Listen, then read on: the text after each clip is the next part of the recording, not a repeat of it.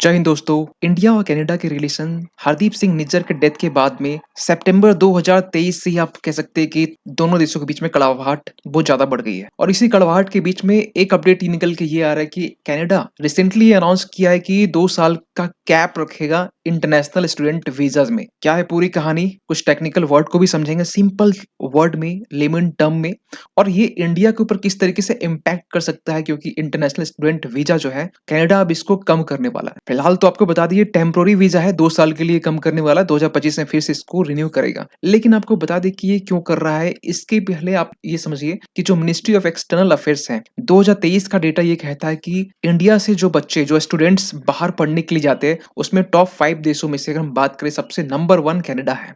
हाँ, हालांकि अलग बात है कि इंडिया कनाडा टेंशन के बीच में थोड़ा कुछ ही नंबर कम हुए, लेकिन इसका कोई इम्पैक्ट नहीं पड़ा है टॉप डेस्टिनेशंस फॉर स्टूडेंट्स के लिए। इसके बाद यूएसए जो लगभग 2 लाख से भी ज्यादा है, कनाडा, यूएसए, यूए, दोनों तीनों कंट्री ऐसे जहां पर 2-2 लाख से ज्यादा है, उसके बाद ऑस्ट्रेलिया, यूके। लेकिन हम स्पेसिफिक कनाडा की हम बात करें तो यहाँ पर आप देख सकते हैं इस ग्राफ में, जहां पर 2022 का लेटेस्ट डेटा ये कहता है कि यहाँ पर 260%, 2013 से लेकर 2022 तक हम बात करें तो 260% जंप हुआ है बेसिकली इंडियंस स्टूडेंट जो कनाडा पढ़ने के लिए जाते हैं। आज के टाइम में तो ये तो बेसिकली कम दिख रहा है, लेकिन आपको 2023 का भी डेटा आपको दिखाएंगे इस वीडियो में, जहां पर 2 लाख से भी ज्यादा लोग स्टूडेंट पढ़ने के लिए जाते हैं। अप्लाई करते हैं आपको 5 लाख के लोग से प्लस, लेकिन जो परमिट मिलता है वो कम मिलता है। और इसके बाद तो आपको पता होना चाहिए, रिसेंटली पिछले साल के मंथ दिसंबर की बात है, आर्टिकल देख सकते हैं, आर्टिकल दिसंबर 8 का है, जहां पर कनाडा ने यहाँ पर रिसेंटली एक अनाउंसमेंट ये भी किया था कि जो कॉस्ट ऑफ लिविंग है इंटरनेशनल स्टूडेंट्स के लिए, ये भी कहीं ना कहीं रेज कर दिया गया था। तो इसको लेकर भी कहीं जो इम्पैक्ट है वो देखने को मिला, जो बेसिकली इम्पैक्ट एक ही जगह मिलता है देखने को, कहाँ परमिट, स्टूडेंट जो वीजा परमिट होती है उसे कम नंबर्स में अलाउ की जाती है। सो पूरी कहानी क्या है इसको समझ देखिए। कनाडा आज के टाइम से नहीं, कनाडा बहुत लंबे टाइम से प्लानिंग कर रहा था कि इंटरनेशनल स्टूडेंट जो कनाडा पढ़ने के लिए जा रहे हैं उनके लिए कुछ रिस्ट्रिक्शंस लगाई जाए।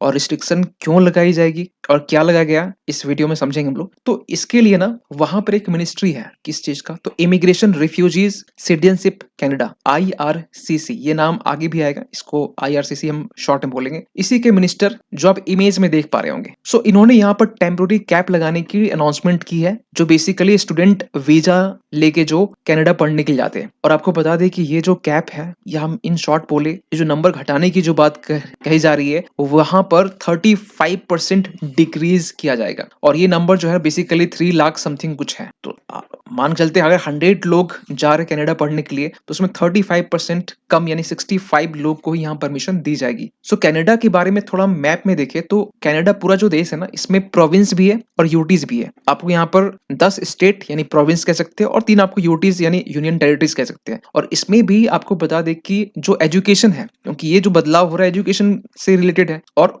वहां पर एजुकेशन जो है वो एक प्रोविंशियल, वो बेसिकली स्टेट लिस्ट में आता है। जैसे इंडिया में आपको मालूम है कि संविधान के 3 लिस्ट है, स्टेट, सेंटर और जो कॉनकरेंट यानी समवर्ती बोलते हैं। और एजुकेशन यहाँ पर जो हमारा इंडिया में वो समवर्ती में आता है, लेकिन वहां पर अलग है, वहां बेसिकली प्रोविंशियल गवर्नमेंट के अंडर में आता है। और आपको ये चीज जानकर हैरानी हो कि वहां पर कोई भी फेडरल लेवल का कोई मिनिस्ट्री नहीं है, डिपार्टमेंट ऑफ एजुकेशन। जैसे इंडिया में आपको मालूम है डिपार्टमेंट ऑफ एजुकेशन है ना, वहां पर ऐसा नहीं है। वहां पर जो प्रोविंशियल गवर्नमेंट है वो एजुकेशन डिपार्टमेंट को देखती है। सो इस कैप में कुछ एग्जाम्पशन भी दिए गए हैं, जैसे कि आपको बता दें कि जो एग्जिस्टिंग है, जो पहले से वहां पर स्टूडेंट वीजा परमिट जिसको मिला हुआ है, उनके लिए कोई इफेक्ट नहीं पड़ने वाला है। दूसरी बात यहाँ पर यह है कि जो लोग वहां पर मास्टर्स या डॉक्टर कर रहे हैं उनके लिए भी यहाँ पे एग्जाम्पशन रखा गया है। लेकिन यहाँ पर इसके साथ में देखिए, जो पोस्ट ग्रेजुएशन वर्क परमिट है इसमें भी कुछ बदलाव, इसके जो क्राइटेरिया, एलिजिबिलिटी के जो क्राइटेरिया, इसको लेकर भी कुछ बदलाव, मॉडिफिकेशन किए गए हैं। थोड़ा सा आपको समझाते हैं कि ये एक्चुअली होता क्या है। पोस्ट ग्रेजुएशन के लिए खासकर बहुत सारे स्टूडेंट इंडिया से अप्लाई करते हैं, इवन की ग्रेजुएशन से ज्यादा पोस्ट ग्रेजुएशन के लिए करते हैं। और यहाँ पर जो वर्क परमिट है, पीजी डब्ल्यूपीएम इन शॉर्ट कह सकते हैं, जो भी वहां पर पोस्ट ग्रेजुएशन होता है, या 2 साल का मान के चलिए, कोई अगर वोकेशनल तो 3 साल का मान के चलिए, तो ये करने के बाद ना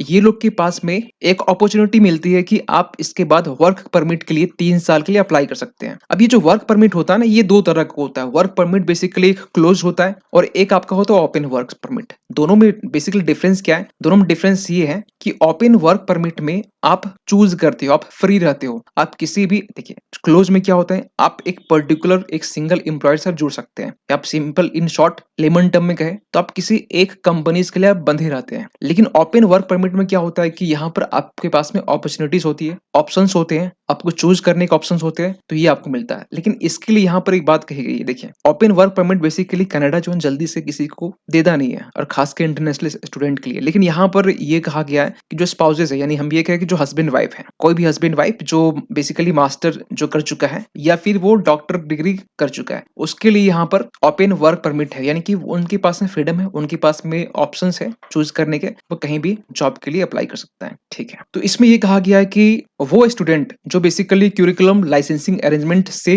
के जरिए जो स्टडी प्रोग्राम परस्यू कर रहे हैं, जो एंगेज्ड है, उनके लिए पीजीडब्ल्यूपी नहीं है। सो सवाल निकल के आता है कि कनाडा ये बदलाव क्यों कर रहा है। देखिए सबसे पहले कनाडा ने ये पहले सफाई दी है कि ऐसा कोई मेरा इंडिविजुअल इंटरनेशनल स्टूडेंट को टारगेट किया नहीं जा रहा है। ये बेसिकली इंटरनल उनके डोमेस्टिक जो स्ट्रक्चर है एजुकेशन के, उसमें कुछ लूप होल्स पाए गए हैं। बेसिकली इन्होंने ये कहा है कि जो प्राइवेट इंस्टीट्यूशंस होते हैं, क्योंकि ये एक प्रोविंस या स्टेट का मामला है एजुकेशन वहां के लिए, तो वो प्राइवेट जो इंस्टीट्यूशंस होते हैं वो इंटरनेशनल स्टूडेंट्स के ट्यूशन फी ज्यादा लेते हैं, स्टूडेंट सपोर्ट वो भी कहीं ना कहीं लैक होता है, और इलीगल एक्टिविटीज खासकर यहाँ पर ज्यादा देखी जाती है प्राइवेट इंस्टीट्यूशंस में। तो इसको कर्ब करने के लिए, इसको कम करने के लिए, इसको हटाने के लिए यहाँ पर कनाडा ने ये स्टेप लिया है। लेकिन इसी के साथ में ना आपको बता दें कि एक अटेस्टेशन लेटर भी यहाँ पर स्टूडेंट्स को प्रोवाइड किया जाएगा। कैसे, देखिए ये क्या होता है पहले ये समझिए। यहाँ पर ये बोला गया कि जो भी स्टूडेंट, मान के चलिए कि एक पर्सन बंदा ए है, वो कनाडा के में पढ़ना चाहता है और उसे करना है वहां पर जाकर, सपोज के बीएससी करना है, एग्जाम्पल लेते हैं, तो बीएससी करने के लिए उसे अपने ही यहाँ पर ऑनलाइन उसे साइन अप करना पड़ेगा स्पेसिफिक जो कोर्सेस है उसके लिए। और ये चीज करने के बाद में जब आप वहां जाएंगे, कनाडा जाएंगे, तो आपको उस प्रोविंस से, जो प्रोविंस की बात कर रहे हैं या जो भी टेरिटरी, जो भी 10 यूनिट आपका जो टोटल 13 है वैसे, वो आपको एक अटेस्टेशन लेटर देंगे। इसमें बेसिकली ये होगा कि यस ये बंदा इस कोर्स के लिए साइन अप किया है और आपको वही कोर्स करना है। क्योंकि वहां पर ये चीज भी देखा जाता है कि आप किसी और कोर्स के लिए साइन अप किए, वहां जाने के बाद में आपका दिमाग बदल जाता है। जैसे इंडिया में क्या होता है कि लोग आईआईटी पढ़ने के लिए गए और वहां पर ध्यान भटक गया, उसको उसके मन में आया कि यार ये तो बहुत टफ है, चलो कुछ कर लेते, आईटीआई कर लेते, कुछ पॉलिटेक्निक कर लेते, कुछ इसी तरीके का। तो इसके लिए ये ना हो सके तो एटेस्टेशन जो लेटर है वो दी जाती है वहां पर। सो फाइनली यहाँ पर इंडियन स्टूडेंट्स के ऊपर इम्पैक्ट क्या पड़ने वाला है। देखिए नवंबर 2023 तक का जो डेटा है ना, वो ये कहता है कि इंडियन स्टूडेंट जो है वो जिनको परमिट्स दिया गया वो है 2,15,190 आउट ऑफ कितने, तो 5,79,000 समथिंग जो परमिट्स के लिए अप्लाई किया गया था उसके लिए। तो ये बेसिकली कितना था, 37%। ये 2023 का डेटा है और ये तब का डेटा है, कह सकते हैं कि टेंशंस के बाद का डेटा है। लेकिन 2022 का डेटा निकाले तो यहाँ पर आप देख सकते जो परसेंटेज है वो आपको 5,48,000 था, लेकिन यहाँ पर इसके बाद में अप्लाई लोग ज्यादा किए लेकिन आपका परसेंटेज भी कम है। लेकिन यहाँ पर 2022 में आप 41% देख सकते हैं। तो परसेंटेज वाइज हम देखें तो यहाँ पर ये बेसिकली घटा है और ये 37% आज के टाइम में इनको परमिट दी जा रही है। तो यहाँ पर ये कहा जा रहा है कि अब ये जो परमिट है 37 से, वैसे तो 35% ओवरऑल घटाने की बात की जा रही है, तो अगर हम ऑन एन एवरेज की बात करें तो यहाँ पर मुश्किल से 25 से लेकर 30% जो स्टूडेंट्स को परमिट, यहाँ पर वीजा परमिट दी जाएगी, जिसका एक इम्पैक्ट देखा जा सकता है बेसिकली जो लोग कनाडा की यूनिवर्सिटी से जो भी स्टडी प्रोग्राम करना चाहते हैं उनके लिए, और जो भी वेल क्वालिफाइड इंडियन स्टूडेंट्स है उनके लिए एक चैलेंजेस फेस करना पड़ सकता है। सो फाइनली यहाँ पर ऑप्शंस देखिए, कनाडा और इंडिया के बीच में जो रिलेशंस है इसको लेकर यहाँ पर खासकर रिसेंट का जो ये जो कैप वाला जो मॉडिफिकेशन है, जो बदलाव है कनाडा का, ये कोई इम्पैक्ट नहीं करने वाला कि कनाडा इंडिया के रिलेशंस बिगड़ जाएंगे, ऐसा इसका कोई इम्पैक्ट नहीं पड़ने वाला है प्रॉपर तरीके से। लेकिन आपको बता दें कि ये चीजें इम्पैक्ट करेगी इंडियन स्टूडेंट्स पर। तो इन सब में आपका क्या मानना है, कमेंट कीजिएगा। मिलते किसी अगली वीडियो में, तब तक के लिए थैंक यू सो मच।